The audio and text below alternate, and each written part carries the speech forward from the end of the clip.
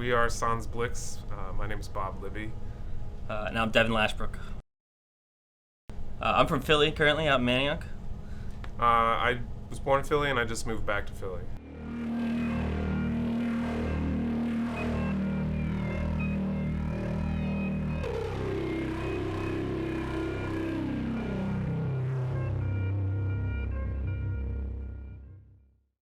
So I think we were saying 2011 is when we first started playing together. That was we met through music collectively because I was going to see his other band Quirk play, and I was also doing a solo act. Fox Affair at the time was doing that for maybe 5 years, and then we kind of like joined groups. He was going to try to do some party show, and we'd never played together before. But he was like, "Hey, you know, my band can't do it, so you want to like just meet up and we'll just wing it." We did a totally improv show. It was a going away party, and then that just convinced us that we should make something out of this. Yeah, we filled about 3 hours of music without having anything prepared, and we were like, "Hey, let's do it again sometime." So that sort of kicked it off. We started writing our first album after that. He had a couple songs, and I sort of added on to it, and then we collectively wrote some songs and came out with our first CD. About 2 years after that, and we released like a more professional sounding one about 2 years ago again. Or 1 year ago? Is that a year ago? A year ago. Yeah, okay, yeah. Yeah.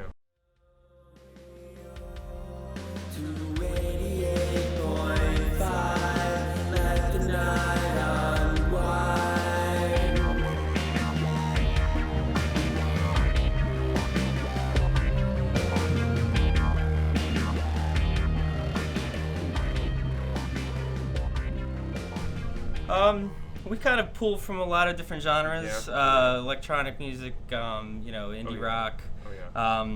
We honestly try not to be too influenced by a lot of the popular stuff going on. Like we'll do our best to like make something sound like that, and then by the time we're halfway through, it sounds nothing like it. So Yeah, we do. There's bands that we listen to that we sound somewhat similar to, but both of us through just I guess jamming and playing what sounds cool together, and eventually we just sort of form something else. Yeah, we'll try to make something sound different. It always sounds like us in the end. So. Yeah.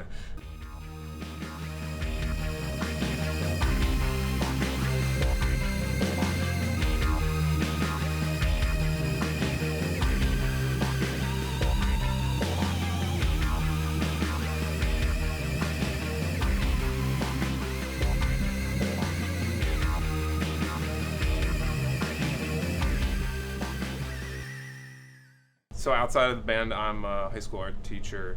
I also paint and make art on my own, and I show through Phoenixville, where I used to live, and in Philly and elsewhere around Philly. And then I'm the manager of a data center downtown in Center City, Philly. Here, been doing that for about 5 years. And outside of this group, I have another music group. I used to do art, but these days it's all music. So.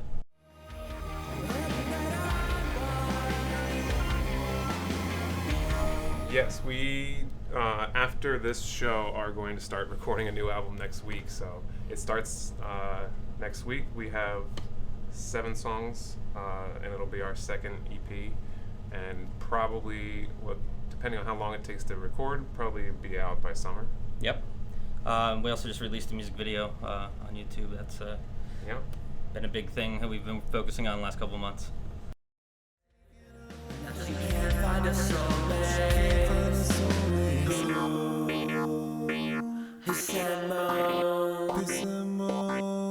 And you keep me up all night with my 88 point.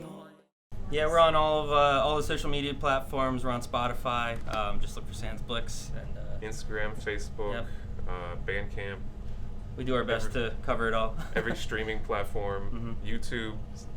Just type in Sans Blix. I don't think we have enough views to have our own channel yet. No, but you can find the video our there. Own name. Yeah, URL. Yeah, you can find it. It's a unique name, so.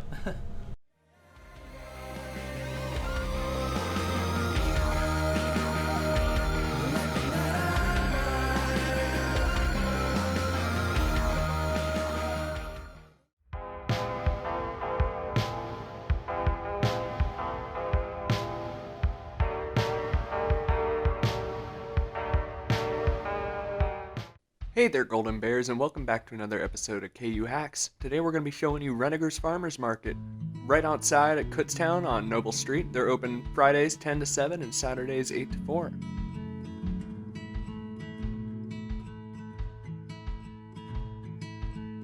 Bruno's Bakery is just one example of many of the stands here at Renneger's. They've got amazing cakes, amazing pastries. Personally, their cranberry orange muffins are a favorite of mine. And you can always count on them around the holidays to have the pies and the cookie platters you need to take home for your family. For those snack addicts out there, they have a candy stand where not only do they sell bulk candy, prepackaged candy, fudge, chocolate, but a wide variety of chips and pretzels to suit your every need.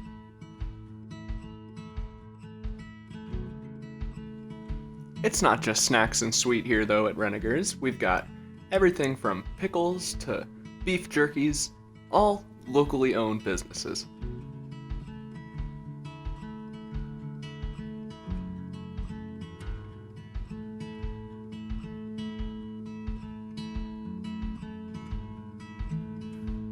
The Phillips 5 Cafe is a personal KU Hacks recommendation. They have amazing mocha lattes.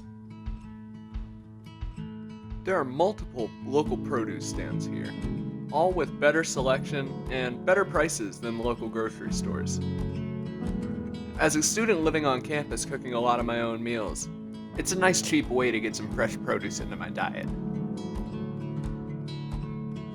Another highlight, Vine Street Vinegar. This local stand makes all of their own products themselves, fermenting their own vinegar in a variety of different flavors, perfect for cooking or putting on really whatever you'd like, French fries, fish and chips. And of course, Renneger's has lunch meat and deli stands, 4 of them to be precise. And they've got amazing selection. A lot of local favorites, of course, like Lebanon bologna, but you can find some other rarer stuff as well, like incredible beef jerky selection, ring bologna, chipped hams, turkeys, cheeses, you name it.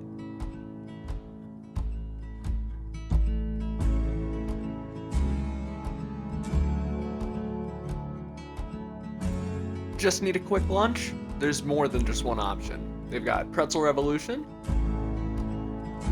and they've got pretzel wraps as well as, your standard soft pretzels. I highly recommend their steak and cheese. That's my favorite pretzel wrap.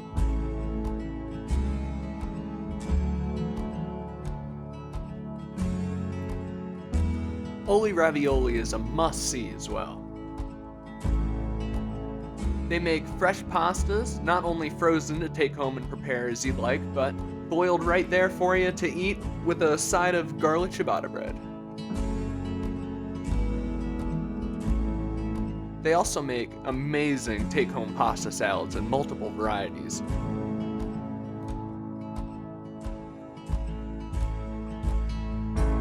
Tucked away in the back, though, is Renneger's crown jewel, the antique section.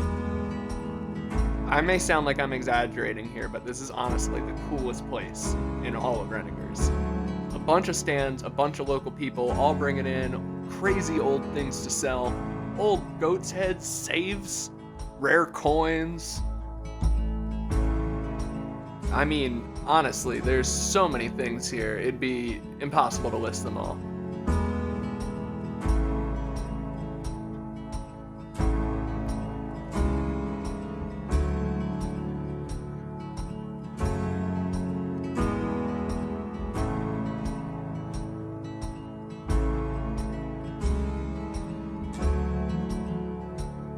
Well, that's shaping up to be all the time we have here today in KU Hacks.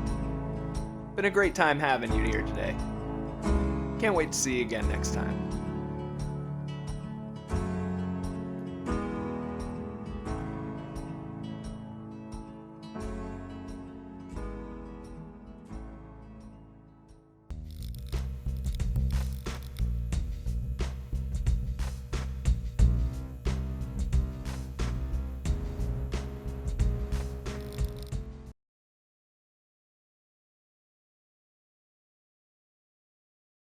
When I was young, I always took joy in being the class clown and overall jokester. In my older age, I've decided that I want to look into how comedy is written, and after doing case studies, writing a few comedic shorts, and taking a class on it, I can firmly say that it's one of the two ways we perceive the human condition. We'll go over the other way in another video series. This is how we use comedy, how it's written, and what's the difference between comedic and being funny. As my professor once told me, I can't teach you to be funny, but I can teach you to be comedic. So let's take a look at what comedy is exactly. There's tons of theories out there about what comedy is and how it works, but my favorite theory is the benign violations theory. Peter McGraw and his organization Hurl describe it as the fine line between something funny and something that's unfunny or tragic. The term describes something as comedic when it both violates a norm, personal or societal, and when it's benign, making the violation not so connected to the norm. And it has to happen at the same time, otherwise it doesn't work. For example, we can look at this John Mulaney stand-up joke. Years ago, I was walking down the street, and a homeless guy came up to me, and he walked up to me, and he pushed me like that. He pushed me in the chest. And then he said, these things in this order. He pushed me, and he said, excuse me, I am homeless, I am gay, I have AIDS, I'm new in town.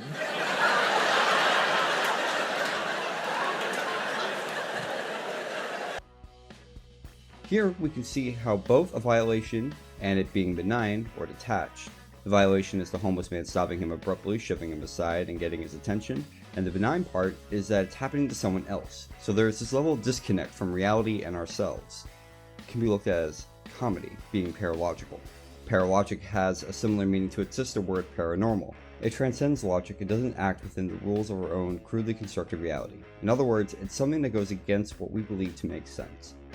It's an abruption to the norm. It's the radical shift in a moment. This is where comedy lies, and it's the job of the comedian to break down the paralogical chaos and make us, the audience, feel like an empathic poem. We should have an understanding of what comedy is and the fundamental mechanic of it. We can now look at what makes something funny. For us to understand what's funny is to understand where things are flawed and how we, the viewer, reader, consumer of said materials, are to cope with it. For example, let's look at Dr. Strangelove. Mr. President.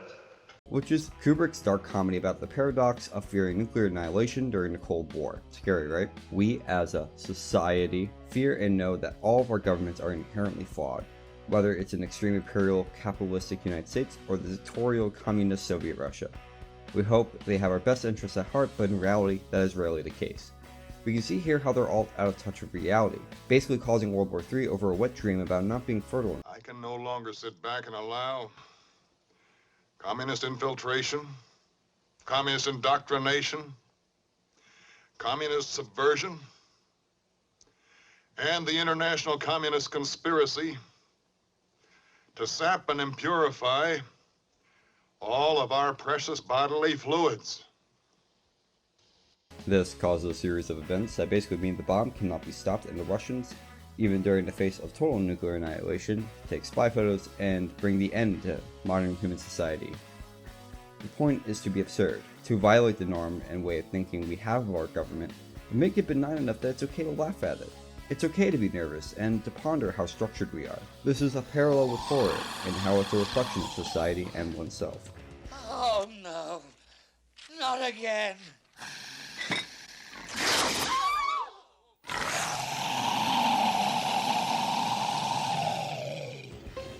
Let's take a look back on what comedy is. It's something that we as humans use to cope with the pure chaotic nature of the universe. We laugh and find things funny with how we prefer to cope with the situation, and furthermore, how well the joke is delivered and what the meaning behind the joke is, and how it can make us think about the situations we are in every day. It does have some parallels with horror, but for now, we'll be sticking to what's funny and making each other laugh. Check out next week's episode where we go more in depth with joke structure, punch-ups, and more.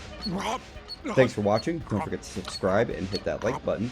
We'll be back later this week with horror writing and its introduction.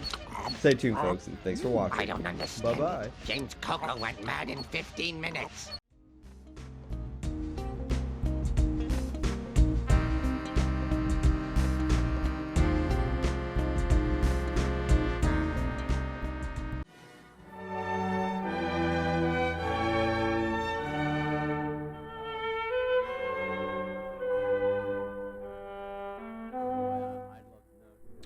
Hello, everybody. You're listening to Two Dudes Cinema Club on the radio voice of Kutztown University, KUR. My name is Nicholas Zerfoss, one of your hosts, and with me is... Brian Kessick, the other host.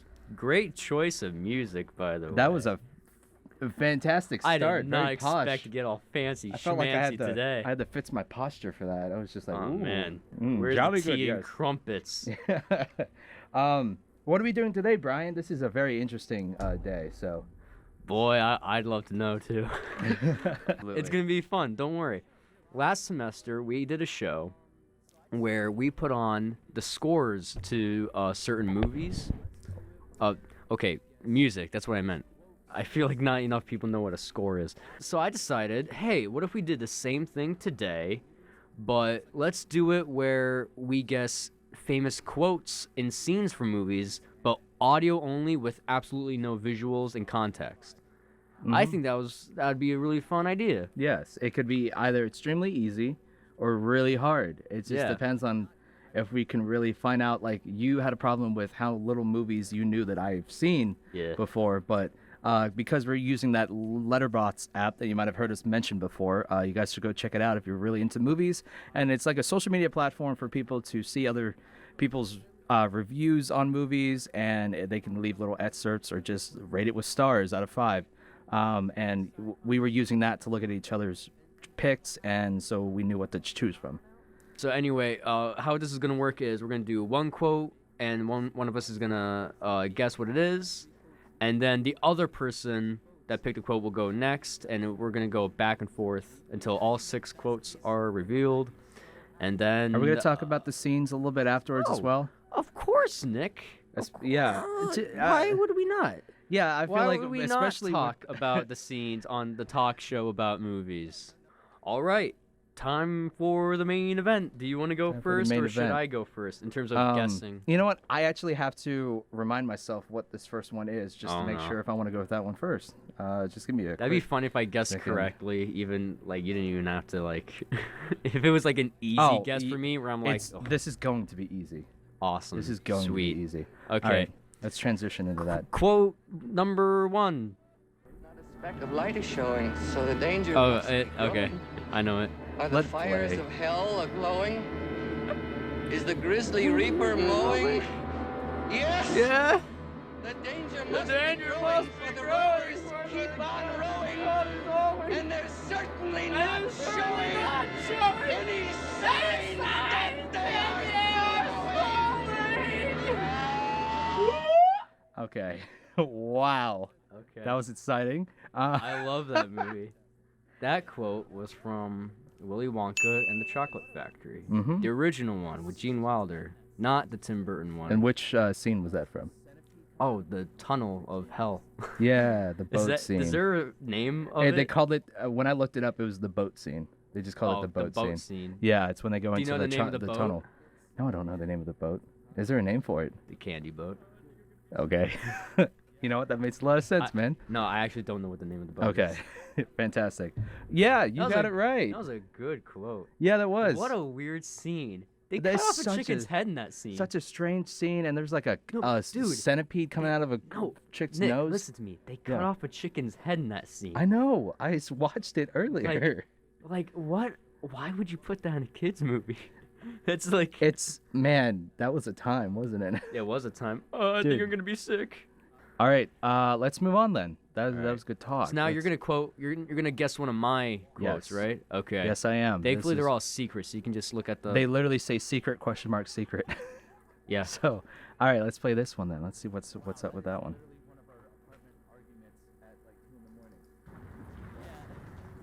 What?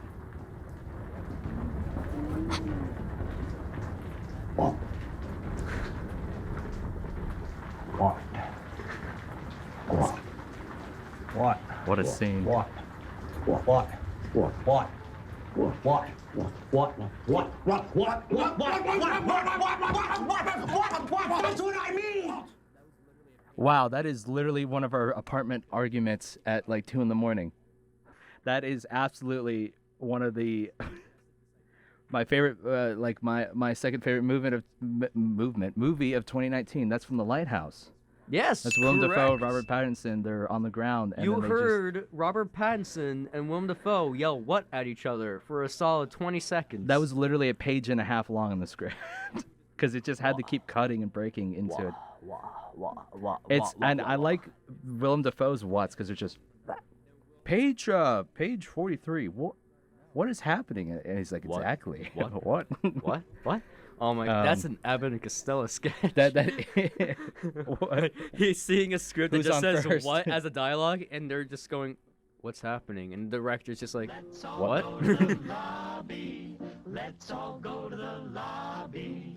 Let's all go to the lobby. To listen to Two Dudes Cinema Club.